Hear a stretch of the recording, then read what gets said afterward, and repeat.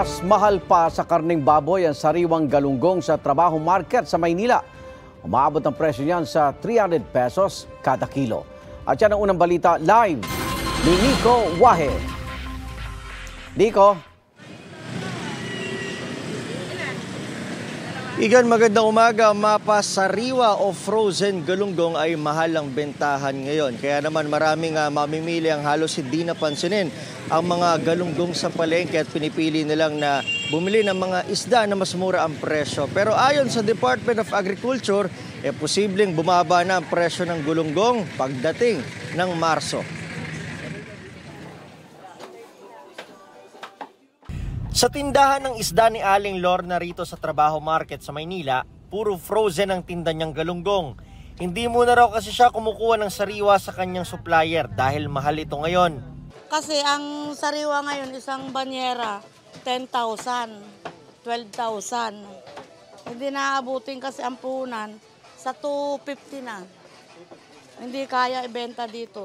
Ito nga raw 220 pesos na kada kilo ng frozen galunggong, hirap na siyang ibenta kahit pa sa mga suki niya. Kaya minsan kapag tumawad sa 200, ibinibigay na niya. Saka mura kasi benta ko nito 220, sa labas 280 kahit frozen. Sa akin, konting tubo lang, okay na, maubos ka agad. May ilan nagbebenta pa rin ng sariwang galunggong dito sa Trabaho Market gaya ni Rocco. Pero ang presyo, 280 to 300 pesos ang kilo. Kaya mga mamimili kundi ibang isda, magtitiis na lang sa frozen galunggong na mas mura. Wala silang choice din, kundi yan na lang. Frozen pa rin. Si Aling Mercy, diretso ang tingin sa pagbili ng salmon. Mas mura kaysa dyan sa galunggong. Mahirap na ba ibenta pag gano'n? Oo, pag nakita lang ko ano yung sabi nila, mahal. Tsaka hindi masyadong maliliit. Kaya ang sa akin ng mga suki ko, yung mga salmon mo, 180 lang ang kilo. Magkano ang 240. Mahal po sa akin yung galunggong, para sa akin. Kaya di ko may bebenta ng sa presyo ng mga barat yung aking suki. Ang mga hinaing na yan ng tindera at mamimili baka mabawasan na pagdating ng Marso. Ayon kasi kay Agriculture Secretary Francisco Chu Laurel Jr., baka bumalik na sa 130 to 150 pesos kada kilo ang presyo ng galunggong sa Marso. Ito na raw kasi ang galunggong season sa bansa kaya mas marami ang supply. Salamat kung magkatotoo. Igan, para maikumpara itong presyo ng sariwang galunggong, ay nagtanong din tayo kung magkano nga rin ba yung presyo ng baboy rito sa Trabaho Market.